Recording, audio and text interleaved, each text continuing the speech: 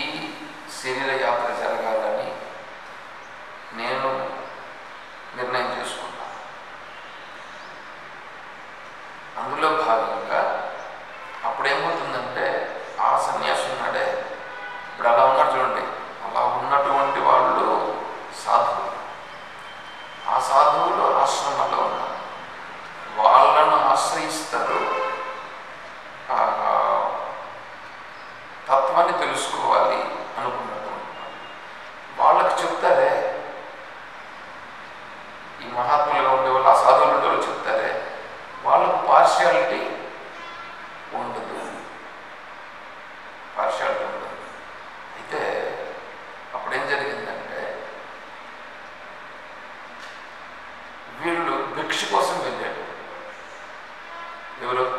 ఈ సాధువులు భిక్ష కోసం వెళ్తారుగా, భిక్ష కోసం వెళ్ళి భిక్ష తీసుకుని వచ్చి తర్వాత మళ్ళీ కూర్చున్నప్పుడు అప్పుడు వీళ్ళకి చెప్పేటువంటి వాళ్ళు.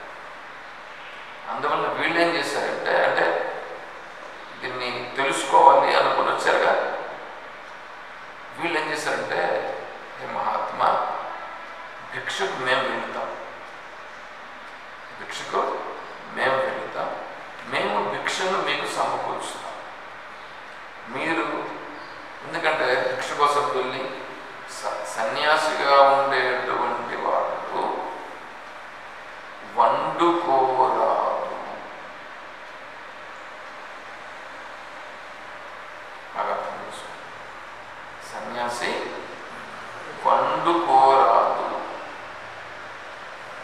అలా ఎవరైనా వండుకుంటే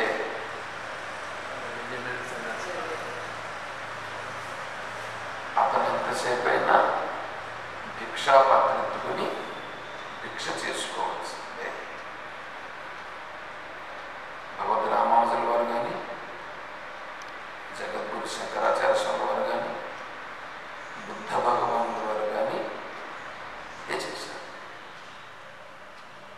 సన్యాసాశ్రమమును మొదట ప్రవేశపెట్టింది బుద్ధ భగవానుడే అని స్వామీజీ చెప్పారు. నాకు దీనిపైన చాలా ఇది ఉండేది. అంటే అసలు సన్యాసం ఎందుకు? సన్యాసం లేకుండానే ఇప్పుడు అదేదో భగవద్గీతను తెలుసుకోవడం, ఉపనిషత్తులు తెలుసుకోవచ్చు కదా, సన్యాసం అవసరమా? ఇట్లా ఉండేది. కరెక్టే. మళ్ళీ తెలిసింది సన్యాసం అనేటువంటిది నిజమైన విధానం అని తర్వాత తెలిసింది. కాబట్టి నిజమైన సన్యాసిగా ఉండేటువంటి వాడు చెప్తాడే, అక్కడ వచ్చేటువంటి ఎటువంటిదంటే ఏ పార్షియాలిటీ లేని, ఏ భయములు లేని, ఏ సత్యం ఉన్నదో ఆ సత్యంనే చెప్తాడు. నేను చెప్పేది మీకు అర్థమైందా?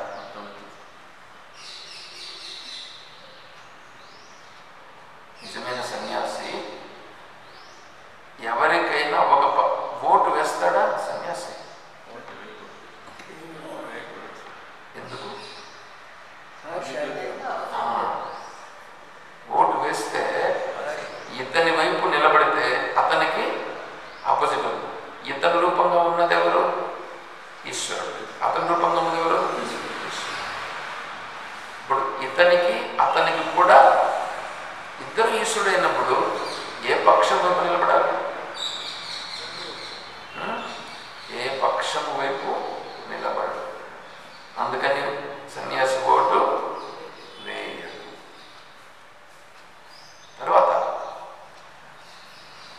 సన్యాసికి బంధు ప్రీతి ఉంటుందా? ఉండదు. నిజమైన సన్యాసికి ఉండదు. నేను నిజమైన సన్యాసిని కావాలని నేను నిర్ణయం చేసుకున్నాను.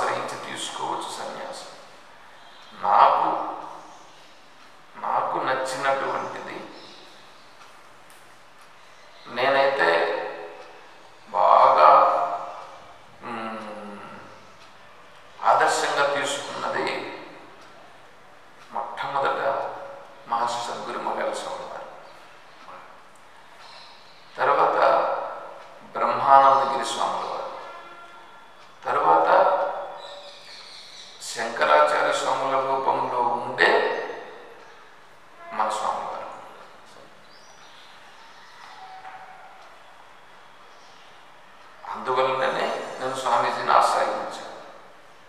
వారు నన్ను ఎంతో విధంగా వ్యాసాశ్రమానికి పంపించేసేయాలి అనేటట్లుగా చాలా చూశారు.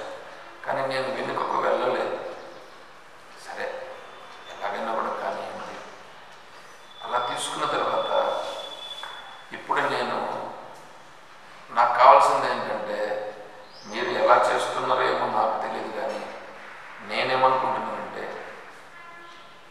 ఈశ్వరుడు ఈ రూపముగా నాకు భిక్షను ఏర్పాటు చేశాడు అని నేను అనుకుంటున్నాను. చాలా పరిస్థితులు మారిపోయింది కాబట్టి ఇట్లా చేయకపోతే కాదు.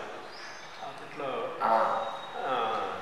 కాసుకొని ఉండేవాళ్ళు వచ్చారు పెట్టారు. ఇప్పుడు అది జనాల్లో. కాబట్టి మీరు కూడా ఏమనుకుంటారంటే, ఒక సాధువుకి మేము భిక్షనిస్తున్నాము అని మీరు భావించండి. అట్లా భావించాలి వస్తుంది. అవును అవును అవును, మీరు అలా భావిస్తేనే నేను కూడా అలాగే స్వీకరిస్తాను.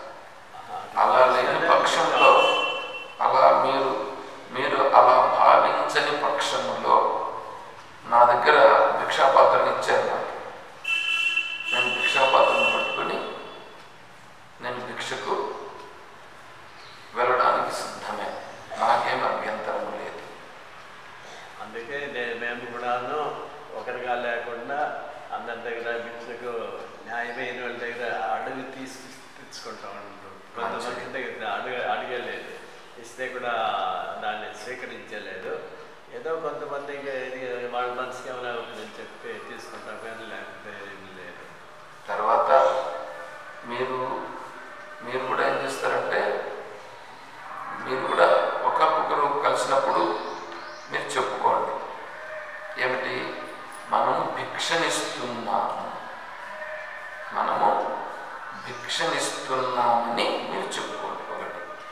రెండవది ఏంటంటే, నాకు భిక్ష కొరకు సమయము సందర్భం వచ్చినప్పుడు నేను కూడా భిక్ష కోసం అనౌన్స్ చేస్తాను. మీరు ఇది అనే కాదు, ఇది ఆశ్రమము ఒక ట్రస్ట్. సరే, నేను అనౌన్స్ చేసేదానికంటే కూడా మీరు కూడా అనౌన్స్ చేయొచ్చు. ఎందుకంటే మేము కావాలంటే చేస్తాము, మీరు ఆ మాదిరిగా శృంగేరి పీఠమునందు కూడా స్వామీజీకి భిక్షను ఇచ్చేటువంటి వాళ్ళు ఇవ్వవచ్చు.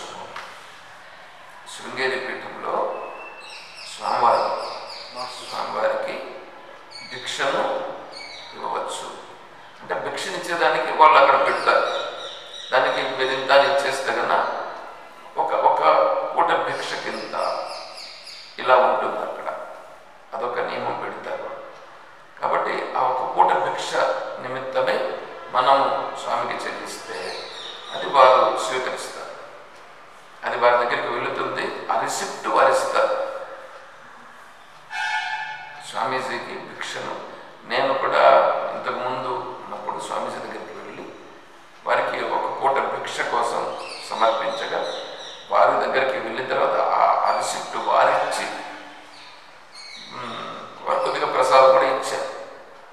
సంతోషం. కాబట్టి అది ట్రస్ట్ వాళ్ళు మీరు చూసుకోవచ్చు. సరే, అది నాకు కావాల్సింది భిక్ష మాత్రమే. ఒకటి. రెండవది, నేను చేయాల్సింది, నేను బ్రాహ్మీ స్థితిలో ఉండుట. నాకు ఆర్భాటాలు, ప్రచారాలు, పేరు ప్రఖ్యాతులు ఇవి నాకు అవసరం లేదు. తత్వమును తెలుసుకునుట, తత్వమును పంచుకునుట. ఉపనిషత్తులకి ఆరణ్యకములు అని పేరు. ఉపనిషత్తులకి ఆరణ్యకములు అని ఒక పేరు. బృహదారణ్యక ఉపనిషత్ చూస్తారు కదా మీరు. బృహదారణ్యకము, బృహత్ పెద్దదైనటువంటి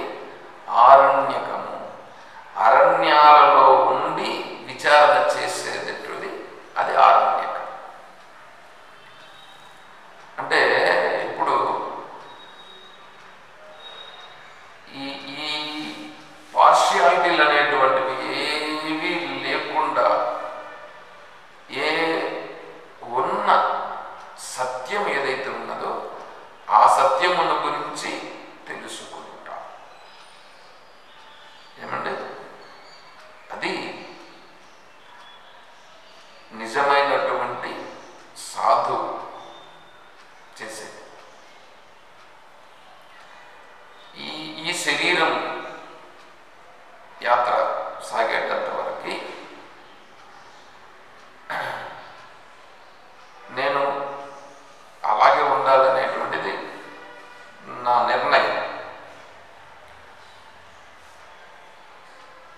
ఇప్పుడు ఇంతవరకు నేను చెప్పుకొని వచ్చాను. ఇప్పుడు నాకు వచ్చిన 3 ప్రశ్నలు, అంటే మొన్న ఆదివారం రోజు మీరు చెప్పారుగా, దానిలో వచ్చినటువంటి 3 ప్రశ్నలు నాగరాజ స్వామి ఇవ్వకున్నారు. ఏంటంటే ఆత్మ ఉందా లేదా,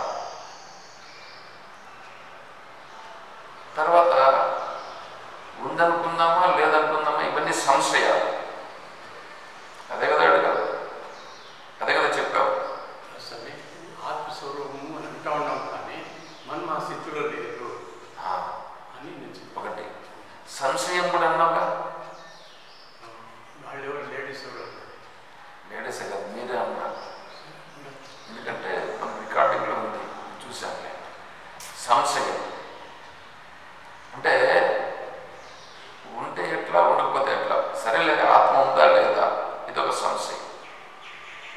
అంటే ఆత్మ అంటున్నాం కానీ ఆత్మస్థితిలో లేము ఉండదు. సరే, ఆత్మను అంటున్నాం కానీ ఉండటం లేదంటే ఎందుకు ఉండటం లేదు? మీరు నన్ను ఈ ప్రశ్నలు ఉన్నాయని అనుకుని మీరు చెప్పారు, ఇక్కడ కూర్చొని చెప్పారు కదా. కాబట్టి ఆ ప్రశ్నలు నేను సమాధానం చెప్పాలి. కాబట్టి అందులో 2 ప్రశ్నలు ఉన్నాయి. ఇంకొక ప్రశ్న అమ్మగారు, కర్మ సన్యాస యోగంలో ఇప్పుడు కర్మలో ఉండుట సన్యాసముగా ఉండుట, అదే కదా కర్మలో ఉండుట సన్యాసముగా ఉండుట అనేది అక్కడ వచ్చింది. సన్యాస కర్మయోగశ్చ నిశ్రేయ సకరావు తయోస్తు కర్మ సన్యాసాత్ కర్మయోగో విశిష్ట. ఇవి 3 ప్రశ్నలు. వాటిని నేను చెప్పాల్సి ఉంది. ఏమంటే ఇక్కడ ఏమవుతుందంటే, నిజమైనటువంటి సాధువుగా ఉన్నప్పుడు మాత్రమే నిజమైనటువంటి విషయాలు బయట వస్తాయి. ఎందుకంటే నేను రాత్రి క్లాస్లో విజయమ్మ గారు ఒక ప్రశ్న రేజ్ చేశారు. అంటే బాగా వినిపించటం లేదు ఒకటి, అంటే మనం విచారణ చేసేటప్పుడు ఇప్పుడు ఈ ఫ్యాన్ ఒక సౌండ్ ఉంటుంది, దాంతో ఒక సౌండ్, దానివల్ల అదొకటి గజ్ అనేటువంటి సౌండ్ వస్తుంది. అది ఉండనిలేండి, అది దూరంగా ఉంటుంది కాబట్టి అది పెద్ద సమస్య ఏం కాదు. మనకి వాళ్ళ పని వాళ్ళు చేసుకోలేదండి. కానీ మనకి ఇక్కడ ఈ వేరే సౌండ్స్ లేకుండా మనం మాట్లాడేది కూడా రికార్డింగ్ బాగా అయ్యేటట్లుగా చూస్తాం.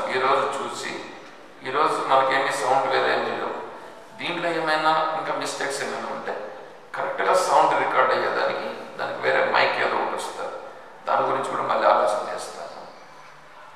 సరే, ఇప్పుడు ఆ అమ్మగారు అడిగిన తర్వాత మళ్ళీ నాకు కొద్దిగా ఇదయ్యి నేను కొద్దిగా దాని గురించి ఆలోచన చేశాను. ఆలోచన చేసి అంటే నేను తర్వాత ఇవన్నీ చూశాను.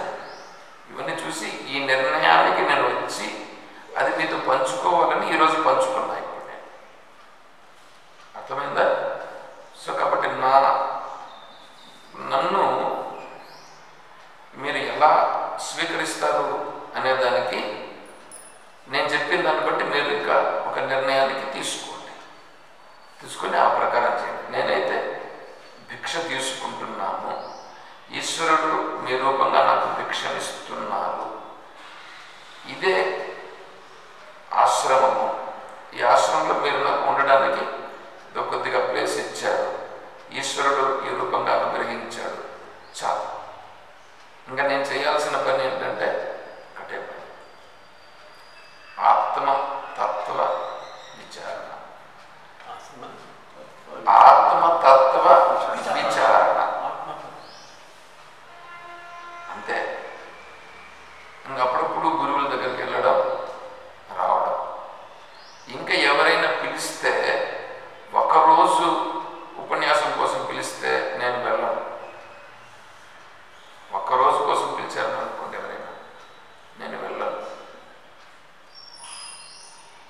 కనీసం అక్కడ ఉండి ఏదైనా ఒక విషయాన్ని గురించి వింటాము, ఒక సబ్జెక్టు గురించి ఒక విషయాన్ని గురించి మేము వింటాము, మాకు మీరు చెప్పడానికి రండి అని పిలిస్తే తక్కువ అంటే ఒక 3 రోజుల కంటే ఎక్కువ ఉండాలి. ఒక వారం రోజులన్నా ఉంటే పిలిస్తే వెళ్తా, లేదంటే ఒకరోజు ఉపన్యాసం కోసం రండి పిలిస్తే నేను వెళ్ళను. నా నియమాలు నేను పెట్టుకుంటున్నాను. ఒకరోజు ఉపన్యాసం చెప్తే వాళ్ళు ఉత్తీర్ణులు కాదు, మనకు పై చేసినందుకు వాళ్ళు పూర్తి ఉత్తీర్ణత కావాలని మీ అభిప్రాయం. అంతే. వాళ్ళకి ఏమన్నా చెప్పిన తర్వాత కొద్దిగా కొద్దిగానైనా బుద్ధిలోకి ఎక్కాలి. అది నా ఉద్దేశం. అందువల్ల నా నిర్ణయం అయితే అది. ఈ నిర్ణయంలో మార్పులు చేర్పులు ఉండవు. మలయాళ వారి యొక్క ఆశ్రమం వ్యాసాశ్రమంలో దీనికి 100 సంవత్సరాలు దీనికి మాత్రము వారు ఆల్రెడీ చెప్పారు పరిపూర్ణ వారు. అప్పుడు ఖచ్చితంగా మీరు రావాల్సి వస్తుందని అన్నారు. ఫోన్ నెంబర్ ఆల్రెడీ వాళ్ళు కూడా ఫీడ్ చేసుకొని మేము చెప్తామన్నారు, ఇస్తామని చెప్పారు. అంటే అక్కడ ఏదైనా సేవ చేయడానికి, ఎందుకంటే ఆ వ్యాసాశ్రమ సాంప్రదాయం కాబట్టి రావాల్సి వస్తుందన్నారు. ఖచ్చితంగా నేను వస్తాను. మలయాళ స్వాముల వారి ఇది కాబట్టి ఆ స్వాముల వారు అయ్యేటప్పుడు మీరు ఖచ్చితంగా పోయేదాన్ని పోయి తీరాలి. అది నా యొక్క పద్ధతి. ఆ స్వాముల గురువుగా మీరు స్వీకరించారు కాబట్టి దానికి పోవాల్సిందే. అది పరిస్థితి. ఇంక ఈ ప్రశ్నలకు సంబంధించి నేను సాయంకాలం ఈ ప్రశ్నల గురించి విచారణ చేస్తాను. చెప్పండి. అలాంటి టైంలో వాళ్ళు తెలియదు.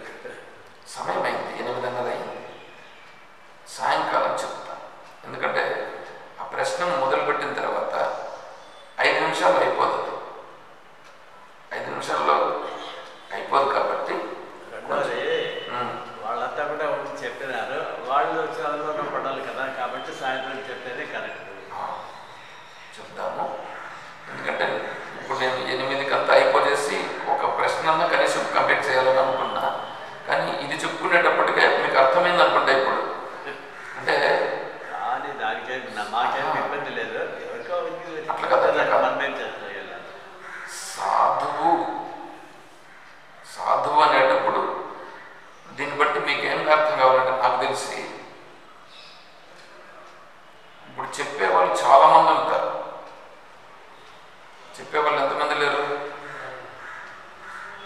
ఎంతమంది లేరు తెలుసా? మనకు చాలా మంది ఉన్నారు. సాధువులు చెప్పేవాళ్ళు దండిగా ఉన్నారు. వాళ్ళు స్వలాభానికి వాళ్ళు చెప్పేవాళ్ళు దండిగా ఉన్నారు. కోళ్ళలు. అందుకని నేను ఎంచుకున్న విధానం ఏంటంటే, వాళ్ళందరి దగ్గర నేను చాలా చాలా చిన్నవాడిని. వాళ్ళందరి దగ్గర నేను చాలా చిన్నవాడిని అయినా నేను చిన్నవాడిని ఏమాత్రమూ కాదు. నేను చిన్నవాడిని ఏమాత్రమూ కాదు. శంకరాచార్యులు వారు చిన్నవారే వచ్చింది. కాబట్టి స్వామీజీ దగ్గర మాత్రం నేను నేర్చుకుంటూ, నాకేమైనా సందేహాలు ఏమైనా వచ్చినా కూడా స్వామీజీని ఆశ్రయిస్తూ, తద్వారా నేను ఆ మార్గాన్ని ఖచ్చితంగా ఫాలో అయ్యి బ్రాహ్మీ స్థితి అనేటువంటిది ఏషా బ్రాహ్మీ స్థితి పార్థ, ఏషా బ్రాహ్మీ